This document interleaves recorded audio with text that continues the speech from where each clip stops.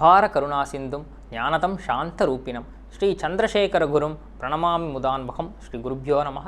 குருவே சரணம். கோபுரம் டிவி நேயர்களுக்கு பக்திபூர்வமான வணக்கங்கள்.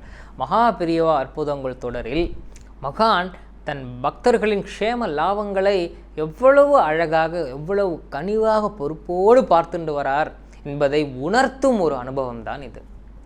மகான் அம்பாள் காமாட்சியின் ஸ்வரூபம் என்பதை நாம் பல அனுபவங்களில் உணர்ந்திருந்தாலும் அவருடைய ஒவ்வொரு செயலிலும் ஒரு தாய் தன் குழந்தைக்கு செய்யும் அந்த ஒரு கருணை மிக்க செயல்களின் துணிவு, அந்த கனிவு நிச்சயமாக இருக்கும்.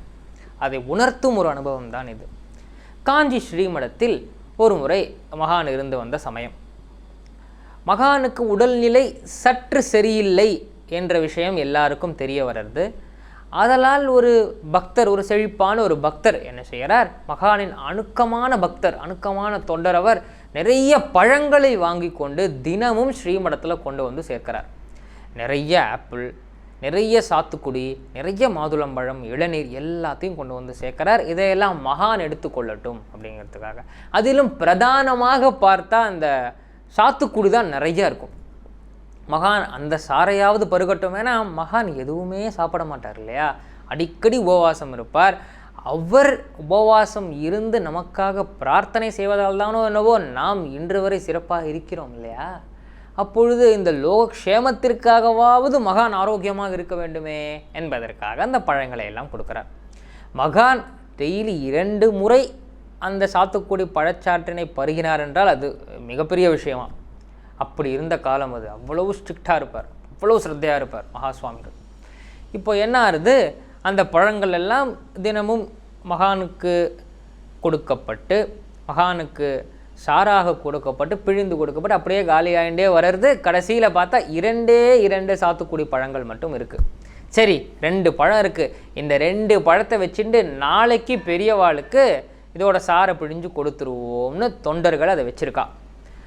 அடுத்த நாள் காலை எழுந்து பார்த்தால் அந்த 2 பழங்களுமே காணும். சாத்துக்குடி வாங்குறது ஒரு பெரிய விஷயமா, நேராக கடைக்கு போய் வாங்க போகிறோம் என்றால் அந்த காலத்தில் அப்படி இல்லையே. ஸ்ரீமடம் மிகவும் குடிகட்டி பறந்த காலம் இல்லையே. ஆனாலும் பக்தர்கள் ஜெய் ஜெய் ஜெய் ஜேன்னு வந்துட்டே இருப்பா. ஆனால் என்றுமே அந்த ஸ்ரீமடத்தின் கணக்கு வழக்கு சார்ந்த விஷயங்களில் அதிகமாக மகான் ரொம்ப தலையிட மாட்டார். யார் கொடுக்கும் ஒரு காணிக்கையுமே மகான் அப்படி டைரக்டாக வாங்கிக்க மாட்டார்.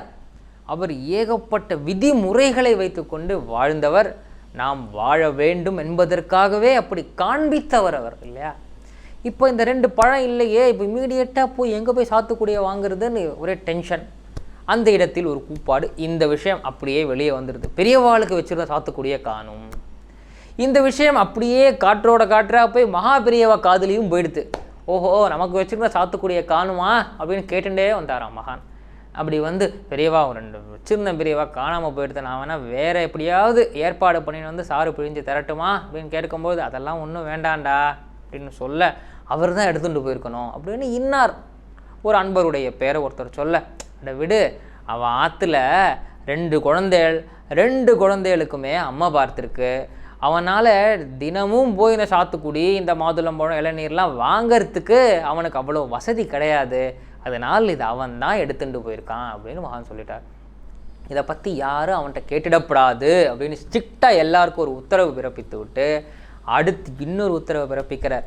நீங்கள் என்ன பண்ணுங்கோ, டெய்லி காலங்காத்தால் பொழுது விடிஞ்சதுமே 2 சாத்துக்குடி, 2 மாதுளம்பழம், 2 இளநீர் நித்தியமாக அவன் ஆற்றுக்கு போயிடணும், பார்த்துக்கோங்க, அவன் குழந்தைகளுக்கு அதை கொடுக்கணும் அப்படின்னு சொல்லி 1 வார காலம் நித்தியமாக பெரியவாளின் பிரசாதமாக 2 சாத்துக்குடி, 2 மாதுளம்பழம், 2 இளநீர் அவர் வீட்டுக்கு போயிட்டே இருந்தது. அது பிரசாதம் என்பது மிக முக்கியமான விஷயமாக இருந்தாலும் மகானின் கருணை எத்தகையது. ஸ்ரீமடத்திலேயே பணத்தட்டுப்பாடு சற்று இருந்த காலம் அது.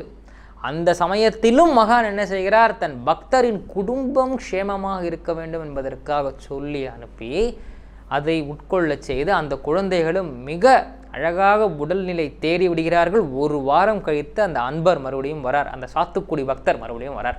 அப்படி வந்து, சுவாமி உங்களோட கருணையால் என் குழந்தைகள் சரியாயிட்டா சுவாமி, நாங்களும் 7ஆம் நாள் தண்ணியும் ஊற்றிட்டோம் சுவாமி அப்படின்னு சொல்லும் பொழுது சுவாமி சொன்னாராம், நான் என்ன பண்ணேன், அந்த மாரியம்மன் தானே காப்பாற்றினா உன் குழந்தைய அப்படின்னு சொன்னாராம். ஆனால் அங்கு இருந்த அனைத்து தொண்டர்களுக்கும் தெரியும், மாரியம்மனுக்கும் தெரியும், மாரியம்மன் அந்த குழந்தையை டைரக்டாக வந்து காப்பாற்றினாளா, இல்லை மாரியம்மன் ஸ்வரூபத்தில் இருந்த நம் காவி அம்மனான மகா சுவாமிகள் அந்த குழந்தையை காப்பாற்றினாளா என்று. ஆனால் மகானின் கருணை என்றென்றும் அனைத்து பக்தர்களின் க்ஷேம லாபத்தில் இருந்து கொண்டேதான் இருக்கும். அந்தர்யாமியாக நமக்குள் இருந்து அவர் நாம் என்ன சொல்கிறோம் என்பது மட்டுமில்லை, என்ன சிந்திக்கிறோம் என்பதை கூட கவனித்து கொண்டுதான் இருக்கிறார். என்றென்றும் மகானின் நினைவு நமக்கு இருந்தாலே போதும், நாம் தொட்ட காரியம் எல்லாமே வெற்றியாகவே திகழும். சக்ருத் ஸ்மரண மாத்திரேன பவரோக விநாசகே சந்திரசேகர பாதாப்ஜே வாசேதாம் ஹிருதிமே சதா.